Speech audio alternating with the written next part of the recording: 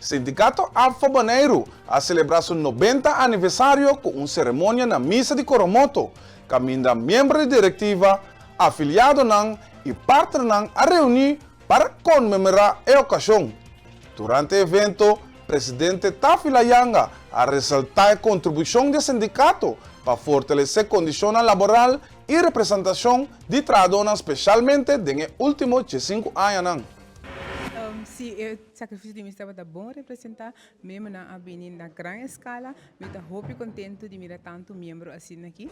Agora que não está tomando um brindis, aqui rato nos atende com nanta bem reaccionário e aqui.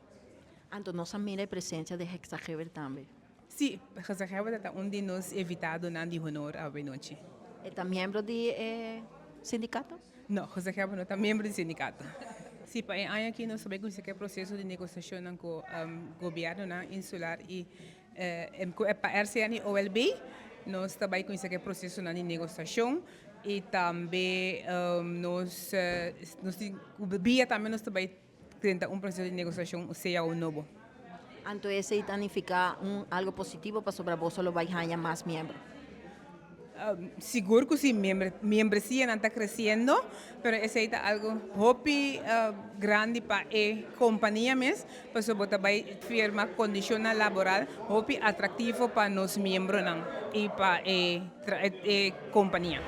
Sindicato AFO está celebrando a noite histórica de 90 anos defendendo direitos de trabalho.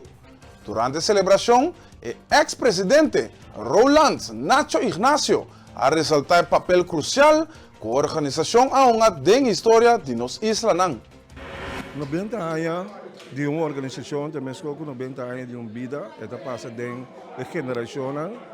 A mim, por considerar a segunda geração, de um tempo que nós temos com a presidência de APO, me se reconhecesse na Bonaire, aqui em todo caso, ele na maneira Eric Chichi, Iber Antonius, o Hopi, outro, que a duna dinang ng sacrifício para na interesse de membro de APO kinang. Então, ora boiega na parte que bota passa para geração, bota para de conselheiro geração, mas tá pila que sei não, bota walk back e bota mira que ele que rol que APO em uma comunidade boneriano caminha começar com uma organização do setor público, mas pouco a pouco que ora bini companhia de governo den Post, den Celibon, Telbo, Bia, e toda a companhia a seguir que personal e toda a negociação para o interesse de membro.